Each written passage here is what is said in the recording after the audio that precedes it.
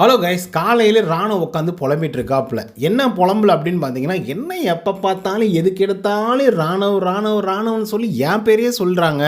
ஏன் நான் வந்து டைட்டில் வின் பண்ணக்கூடாதா? ஏன் நான் வந்து இங்கே கேமே ப்ளே பண்ணக்கூடாதா?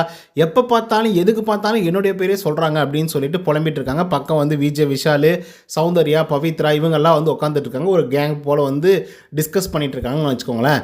அண்ட் இவங்களுக்குள்ளேயே இவங்க டிஸ்கஸ் பண்ணுறாங்க. என்ன அப்படின்னா, நம்மளாம் ஒரு கேங் மாதிரியும் அவங்கெல்லாம் ஒரு கேங் மாதிரி வந்து இருந்துட்டு இருக்காங்க அப்படிங்கிற மாதிரியும். அதே மாதிரி முத்து இருக்காங்க இல்லையா, அவங்க ஒரு 4 பேர் உட்காந்துட்டு இருக்காங்க. அவங்க வந்து நம்ம 4 பேர் ஒரு கேங்கு, அங்கே 4 பேர் உட்காந்துட்டு இருக்காங்க, அவங்க ஒரு கேங்கு. 2 பேர் கேங்லேயே இல்லை, ஒன்று அருண் பிரசாத், இன்னொன்று ரயானு. மற்றபடிக்கு வந்து நம்ம ஒரு கேங்காக இருந்துட்டு இருக்கோம், அவங்க ஒரு கேங்காக இருந்துட்டு இருக்காங்க அப்படின்றத வெளிப்படையாகவே வந்து சொல்லிட்டு இருக்காங்க. ஜாக்லின் வந்து அடின்னு அங்கங்கே வாங்கினாங்க, கோவா கேங்கில் ஜெப்ரி கிட்ட, அதுக்கப்புறம் ரஞ்சித் கிட்ட, அதுக்கப்புறம் சௌந்தர்யா கிட்ட, அப்புறம் ரயான் கிட்ட அப்படின்னு சொல்லி இப்போ முத்து அன்கோ கிட்ட வந்துட்டு இருக்காங்க. ஸோ இவங்க வந்து பார்த்திங்க அப்படின்னா, ஒரு பக்கம் அவங்களுடைய விஷயங்களை வந்து திணிக்கிறது, பொட்டி பாக்ஸை பற்றி பேசுறது, ஃபைனல் கண்டஸ்டன்ட் யாரெல்லாம் இருப்பாங்க அப்படின்னு சொல்கிறது, அப்புறம் வந்து டைட்டில் நாங்கள் வின் பண்ணணும் அப்படின்றது, அது வந்து நான் வின் பண்ணாமல் போயிட்டேன் அப்படின்னா முத்து நீ எடுத்துக்கூடா அப்படின்னு சொல்கிறது. இந்த மாதிரி இன்ஃப்ளூயன்ஸ் நிறைய விஷயங்கள் வந்து பார்த்திங்கன்னா ஜாக்லின் வந்து பண்ணிகிட்டே இருக்காங்க. பட் அதுக்கு வந்து தக்க பதிலடி முத்துக்குமரன் லாஸ்ட் வீக்லேயே வந்து கொடுத்தா. ஜாக்லின் 82 நாள் இருக்கேன், அது கூட எனக்கு தெரியாதா அப்படின்ற மாதிரி வந்து சொல்லியிருப்பா இல்லையா. ஸோ இது வந்து பார்த்திங்கன்னா ஒரு டாபிக், இது வந்து ஒரு குருபிசத்தை பற்றின ஒரு டாபிக். இப்போ ராணுவ பற்றி பேசணும் அப்படின்னா ராணுவ வந்து புலம் ஆரம்பிக்கிறாப்புல. ஸோ இதுக்கு சௌந்தர்யா என்ன சொல்கிறாங்க அப்படின்னா, டேய் இதுதான் நீ அப்படின்னா இதுதான் நான் அப்படின்றத வந்து சொல்லிடுறான். அவ்வளோ வெரி சிம்பிள். மற்றபடிக்கு வந்து எப்போ பார்த்தாலும் மஞ்சரி வந்து ராணுவ பேரை சொல்கிறாங்க, மற்றவங்களும் ராணுவ பேரே வந்து சொல்கிறாங்க அப்படின்றதுக்காக நீ ஃபீல் பண்ணாது. இதுதான் நான் அப்படின்னா அதுதான் நான் அப்படின்றத நீ டேரெக்டாக வந்து சொல்லிவிடு.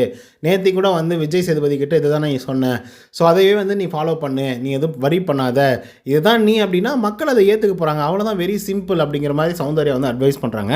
அதுக்கு பவித்ரா என்ன சொல்கிறாங்க அப்படின்னா, இல்லைப்பா இவங்க வந்து டாப் 5 இவங்க தான் அப்படிங்கிற மாதிரியும், அதே மாதிரி டாப் லூசர்ஸ் வந்து இவங்க தான் அப்படிங்கிற மாதிரியும் இவங்களாக வந்து ஒரு விஷயத்தை வந்து கற்பனை பண்ணி இவங்களாக சொல்லிட்டு இருக்காங்க. ஸோ இது சொல்லும்போது மக்கள்கிட்ட நம்மளை பார்க்குற கண்ணோட்டங்கள் எப்படி இருக்கும் அப்படின்னு சொல்லும்போது அதுக்கு விஜய் விஷால் வந்து சூப்பராக வந்து சொல்கிறாப்புல, யார் என்ன ஃபீட் பண்ணாலும் பவித்ரா வந்து அந்த இடத்துல அக்செப்ட் பண்ணுறாங்களா? பவித்ரா ஒரு டம்மி பீஸு, அவங்க வந்து ஒன்றுமே இல்லை, டாப் 5க்குள்ளே வரமாட்டாங்க, லீஸ்ட் 5க்குள்ளே தான் இருப்பாங்க அப்படின்னு யார் என்ன சொன்னாலும் மக்கள் வந்து பார்த்துட்டு இருக்காங்கல்ல. அதே மாதிரி இன்னொரு விஷயம் என்னென்னா, உன்னை ஃபாலோ பண்ணக்கூடிய ஆட்கள், உனக்கு ஓட்டு போடக்கூடிய ஆட்கள், அவங்கெல்லாம் என்ன யோசிப்பாங்க அப்படின்னா, பவித்ரா அக்செப்டன்ஸ், அதாவது அதை வந்து ஓகே ஆமாடா நான் வந்து லீஸ்ட் 5 தான்டா இருக்கேன், நான் டாப் 5 கிடையாதுடா அப்படிங்கிற மாதிரி நீ அக்செப்ட் பண்ணிட்ட அப்படின்னா அந்த 100 பேரும் உன்னை பார்த்து வந்து வெறுக்க ஆரம்பிச்சிருவாங்க. ஸோ அதை வந்து நம்ப ஆரம்பிச்சிருவாங்க. ஸோ அந்த மாதிரி பண்ணாமல் அதுக்கு நீ ஃபைட் பண்ண அப்படின்னா மட்டும்தான் உன்னால் இந்த இடத்துல சர்வை பண்ண முடியும். ஸோ அதுதான் கேமே அப்படிங்கிற மாதிரி விஜய் விஷால் வந்து சொல்கிறாப்புல. இதுக்கு ராணுவ வந்து என்ன சொல்கிறாருன்னா, ஆமாம் எப்போ பார்த்தாலும் என்னுடைய பேரை வந்து யூஸ் பண்ணிக்கிட்டே தான் வந்து இருந்துகிட்ருக்காங்க, இவங்க இப்படி தான் அப்படிங்கிறத வந்து பிராண்ட் பண்ணிக்கிட்டே வந்து இருக்காங்க, அதுவும் மஞ்சள்லாம் இப்படி தான் பண்ணுறாங்க அப்படிங்கிற மாதிரியும் சொல்லிகிட்டே இருக்காரு. அதுக்கு சௌந்தர்யா வந்து பார்த்திங்கன்னா நிறைய அட்வைஸ் வந்து கொடுத்தாங்க அப்படின்னு தான் வந்து சொல்லி ஆகணும். அவங்க அப்படி தான் ஃபீட் பண்ணுவாங்க, அப்படி தான் பிராண்ட் பண்ணுவாங்க, அதை தாண்டி நீ நிற்கிறதா இந்த கேமே.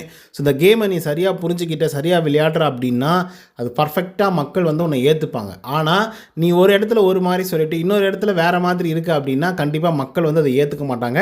எப்பயுமே ஒரே மாதிரி இருக்கிறதுக்காக ட்ரை பண்ணணும். ஸோ அதை நீ வந்து பர்ஃபெக்டாக பண்ணிகிட்ருக்க. விஜய் சேதுபதி சார்கிட்ட நீ அதை தான் சொன்ன.